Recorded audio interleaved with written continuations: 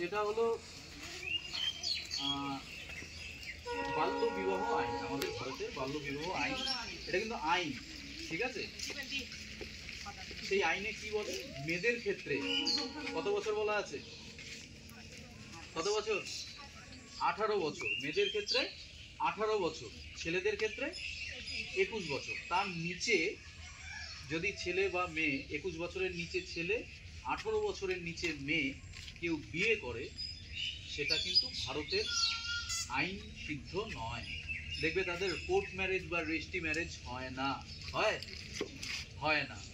অনেক সময় কি হয়, বিয়ে হয়ে যায়, রেজিস্ট্রি ম্যারেজ হয় না। কোনো একটা ঘটনা ঘটে গেল জীবনে, সে কি আইনের কাছে প্রতিকার চাইতে পারবে? সেই ছেলে বা সেই মেয়েটা, আমার বিয়ে হয়েছিল, আমাকে এরকম অত্যাচার হয়েছে, আইনের কাছে সে যেতে পারবে? পুলিশের কাছে যেতে পারবে? পুলিশ তো আগে ওকে ধরবে। তোমাকে কে বলেছে 18-র নিচে বিয়ে করতে? তোমাকে কে বলেছে 20-র নিচে বিয়ে করতে? বোঝা গেল? তাহলে সেটা আইন সিদ্ধ নয়।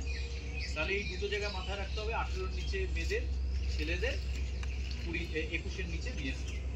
এবার ধরা যাক এরকম বিয়ে হচ্ছে, সেই বিয়েতে তোমরা খেতে গেছো, সেই বিয়েতে বরযাত্রী গেছো, সেই বিয়েতে নাচতে গেছো, বোঝা গেল?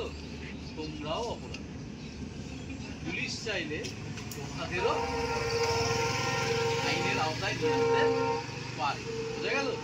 তাহলে পড়াশোনাটা করতে হবে। এখন তো রাজ্য সরকারের প্রকল্প রয়েছে, কন্যাশ্রী প্রকল্প রয়েছে, তো 1000 টাকা করে দিচ্ছে। তারপর কি দিচ্ছে? একবারে 25,000 টাকা দিচ্ছে। কিসের জন্য? পড়াশোনা চালানোর জন্য। কিন্তু শর্ত কি রেখেছে? শর্ত একটাই, যে তাকে অবিবাহিত অবস্থায় পড়াশোনাটা, মানে কোনো স্কুল বা কলেজে তাকে পড়তে হবে, তবেই সে টাকা পাবে। দেখবে অনেকে টাকা পায় না, কন্যাশ্রী 25,000 টাকা পায় না, কেন? তার বিয়ে হয়ে যায়, তাই না?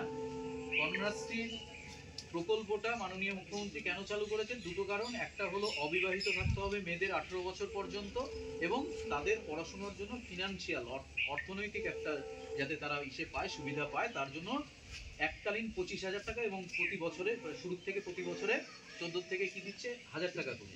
আর 18 বছর যখন হয়ে যাচ্ছে, কত দিচ্ছে? 25,000 টাকা, ঠিক আছে?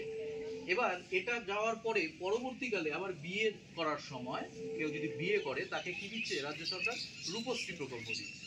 সেখানটা কি দিচ্ছে রূপশ্রীতে? সেখানেও 25,000 টাকা দিচ্ছে। বোঝা গেল? সেটা পরের বিষয়। কিন্তু প্রথম বিষয়টা হলো আমাদের কন্যাশ্রী, 18-তে বিয়ে করা যাবে না। 2 নম্বর হলো আমাদের পড়াশোনাটা চালিয়ে যেতে হবে কোনো স্কুল বা কলেজে। আইনের আওতায় কারা? ওই বিয়ের সাথে যারা যুক্ত, তারা প্রত্যেকেই আইনের কাছে দণ্ডনীয় অপরাধ করতে। বোঝা গেল? সুতরাং এই দুটো জিনিস, পড়াশোনা চালাতে হবে আমাদের 18 পর্যন্ত, অন্তত 18 বছর পর্যন্ত পড়াশোনাটা, স্কুলটা করতে হবে। উচ্চ মাধ্যমিকটা পাস হবে। পড়াশোনা করলে কি হবে? তোমাদের ভবিষ্যৎ উজ্জ্বল হবে। কারণ এই গ্রামেই আমি কিছু দৃষ্টান্ত দেখেছি, যাদের কিন্তু অল্প বয়সে বিয়ে হয়ে গেছে, তাদের কিন্তু অনেক সমস্যা চলছে। আছে তো, এরকম আছে তো, তোরা জানিস।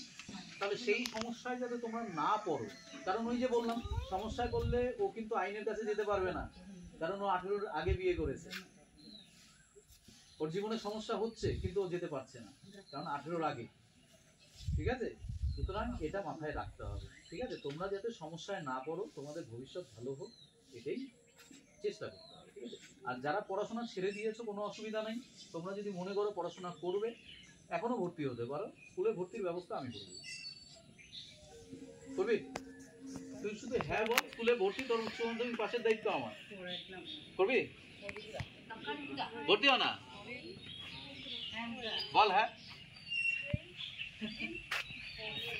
যা, ভর্তি হতে তো টাকা দিতে হবে না, আমি দিয়ে দিব। তুই পড়বি, বল যা মনে চাচ্ছিস বলে দে, করবি, এটাই সুযোগ। এই তো হ্যাঁ বেরিয়ে গেছে। আমি তোর ভর্তির ব্যবস্থা করে দিব। তোর মার্কশিট সার্টিফিকেট আমাকে পাঠিয়ে দিস, আমি কথা বলে নিচ্ছি। ঠিক আছে? বইপত্র তো এখন কোনো অভাবই হবে না, আর 10 দিন পর থেকে বইপত্র এখানেই থাকবে। কিন্তু একটা জিনিস আমি যেটা চাই, সবাই একটু সময় এখানে কাটাতে হবে বইপত্র আসার। এটা একটা অভ্যাস, লাইব্রেরিতে আসা একটা অভ্যাস, ভালো অভ্যাস। এটা আমাদের তৈরি করতে হবে। বাড়িতে বই নিয়ে যাওয়া আলাদা বিষয়, কিন্তু এখানে যদি সবাই মিলে এই যে আছিস, দেখবি একটা আলাদা এনার্জি আছে সবার মধ্যে। বাড়িতে বসে বসে থেকে ওটা হয় না। বাড়িতে বসলে একটু মোবাইলটা গোছাই, একটু একটা রিল বানাই, একটু যাই করি, 2টা রিল দেখি, বিটিএস কি সব চালু হয়েছে এখন, বুঝে না, ওগুলো করি। এগুলোর বাইরে একটু বেরোয় পড়াশোনাটা করতে হবে, বোঝা গেল? পারবো? তোদের দেখে ওরা শিখবে, ওদের আমি বোঝাচ্ছি না, কিন্তু বোঝাচ্ছি তোদের, কারণ আমি জানি তোরা যদি বুঝে যাস